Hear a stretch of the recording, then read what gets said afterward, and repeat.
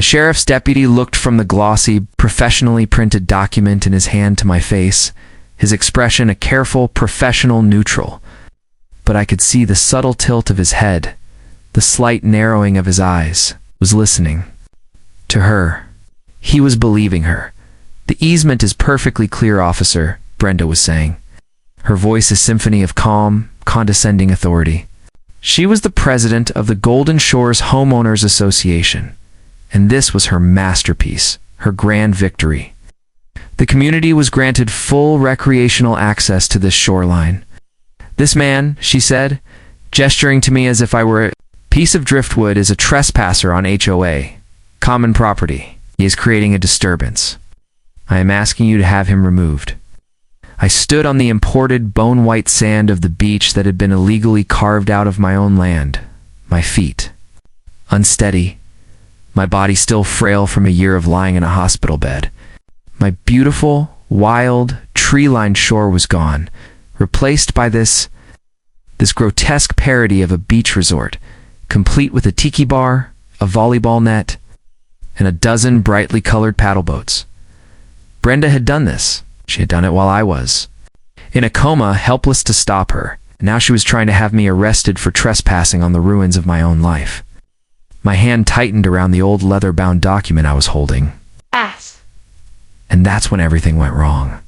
Before I tell you what happened next, drop a comment. What would you do if this happened to you? And subscribe to HOA Files.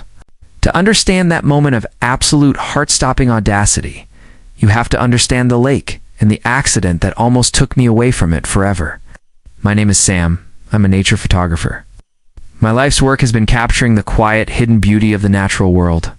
My home, my sanctuary, the place that has always been the heart of my work and my life, is a small, secluded house on the edge of a pristine, Dirtiker body of water called Mirror Lake. My family has been here for a century. My great-grandparents bought a huge tract of wilderness back in the 1920s. They weren't developers. They were conservationists. They loved this land, and they loved this lake. They built a small, simple house and lived a quiet life.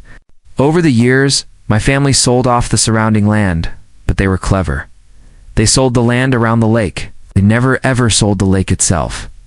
When my parents passed, they left it all to me. The house, the surrounding woods, and, most importantly, the separate ironclad deed to the entirety of Mirror Lake itself, the water, the land beneath it, and all the shoreline. The deed was a beautiful, handwritten document from another era, kept safely in a fireproof box in my study. My quiet, solitary life was first disturbed about 5 years ago when the Golden Shores development was built. It was a community of massive modern houses, a monument to a certain kind of wealth that was completely alien to me. And their self-appointed queen was the HOA president, Brenda. Brenda was a woman who seemed to be at war with nature itself. She saw my beautiful, wild, natural shoreline with its ancient, moss-covered trees and its chorus of frogs, not as a thriving ecosystem, but as a mess that needed to be cleaned up. Our first real interaction was a perfect foreshadowing of her predatory nature.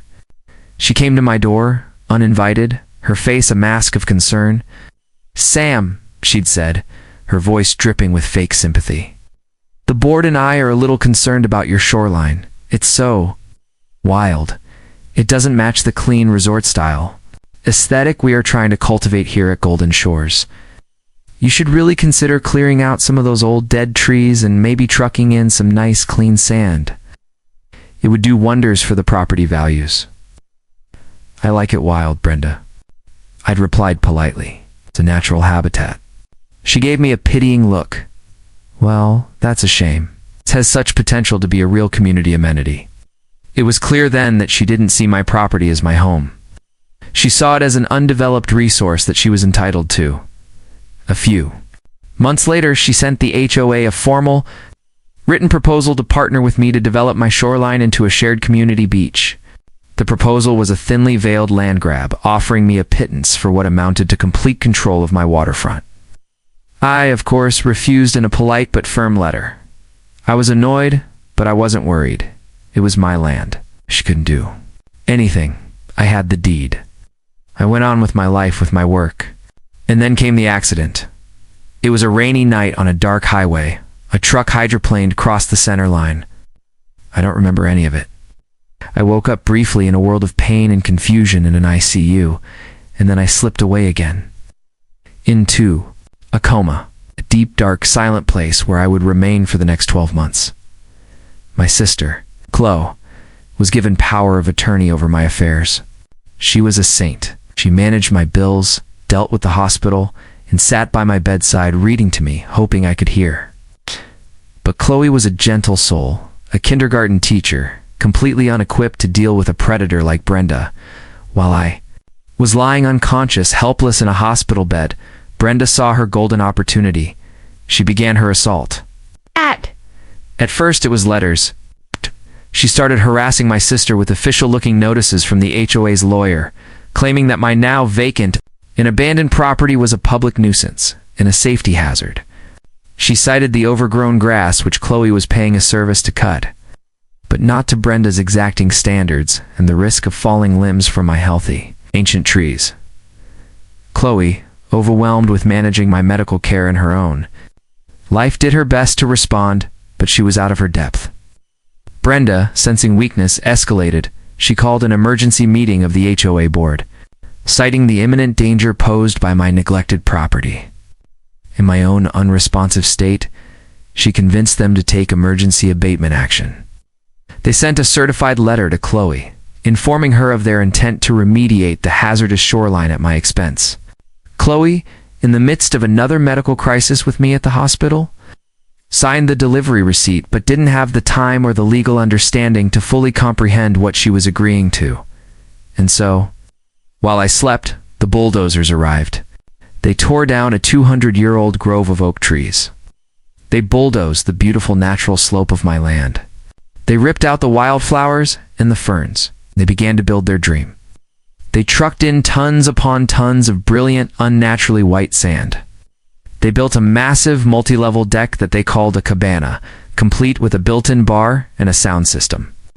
They installed a pristine white sand volleyball court.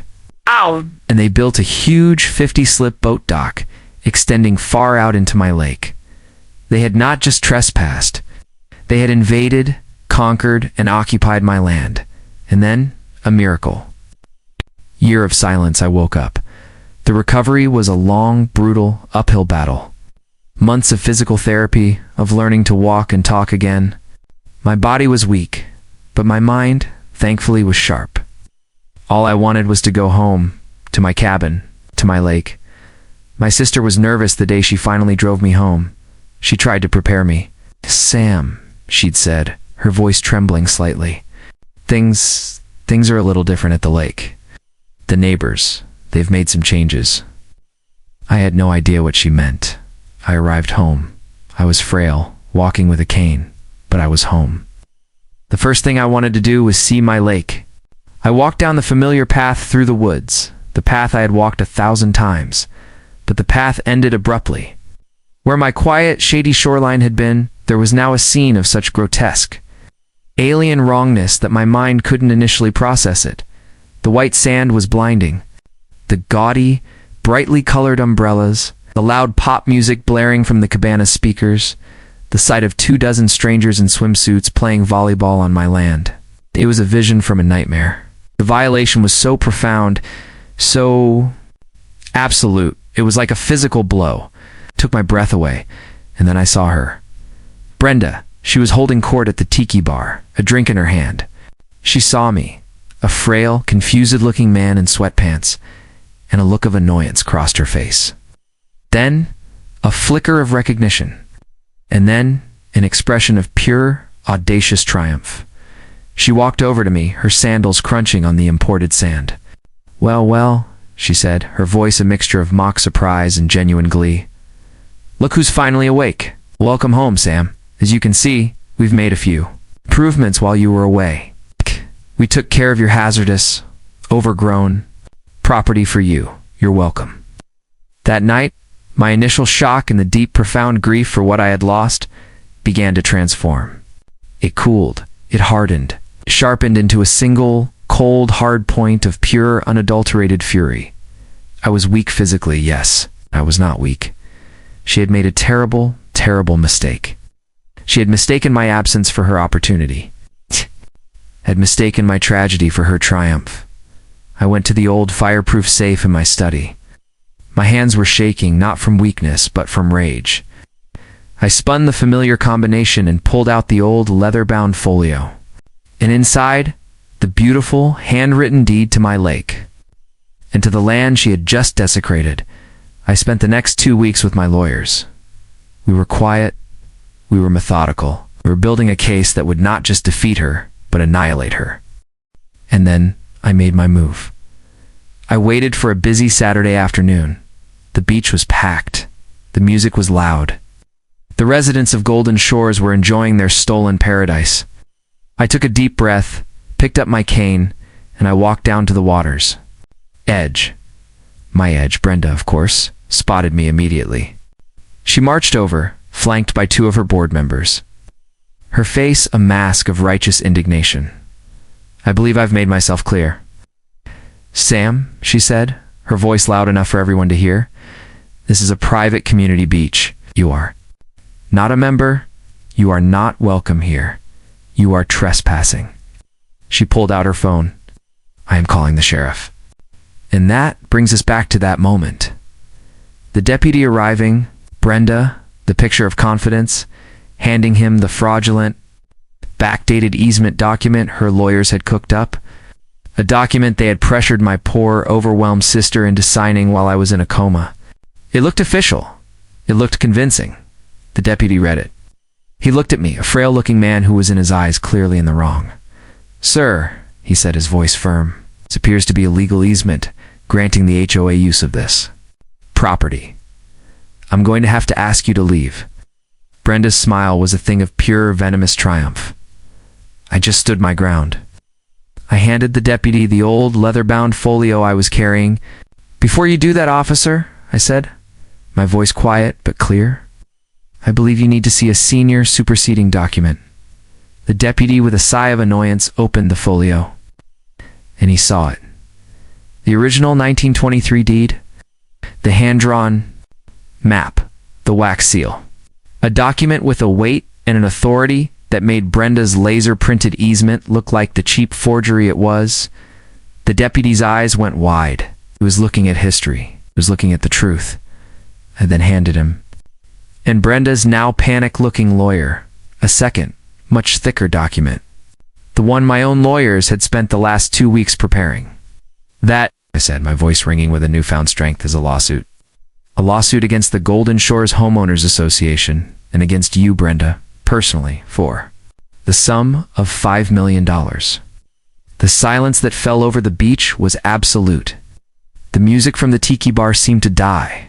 The lawsuit, I continued, my voice growing stronger with every word, is for damages. It includes the market value of the 212 old-growth oak and pine trees that you illegally cut down and sold. It includes the estimated cost of a full 10-year ecological restoration of the shoreline that you destroyed. It includes punitive damages for the bad faith, predatory actions you took to seize my property while I was medically incapacitated and unable to defend myself.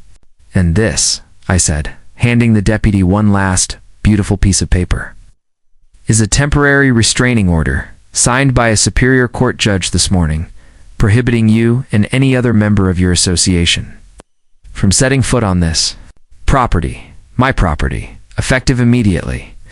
I then turned to Brenda, whose face had gone from a mask of triumph to a crumbling ruin of abject horror.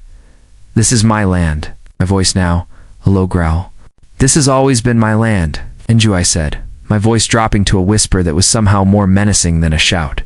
Have 30 days to remove every single grain of this imported sand, every nail from that ridiculous cabana, and every single board from that illegal dock. You have 30 days to remove your beach from my lakefront.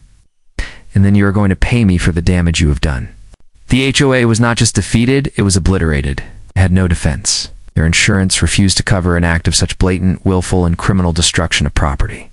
They were forced to levy a catastrophic 6-figure special assessment on every single one of their homeowners to pay for the demolition of their own, its beloved beach, and to begin to pay the massive settlement to me. The fight, the righteous anger, it gave me a purpose. fueled my recovery.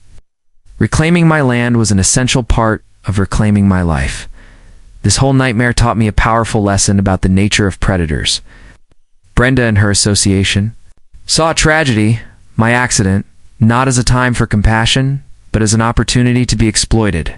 She tried to steal a man's legacy while he was unconscious, never realizing that the truth and the man himself would eventually, inevitably,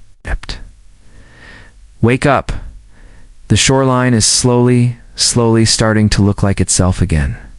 The sand is gone, and I've begun the long, expensive process of replanting the native trees and wildflowers.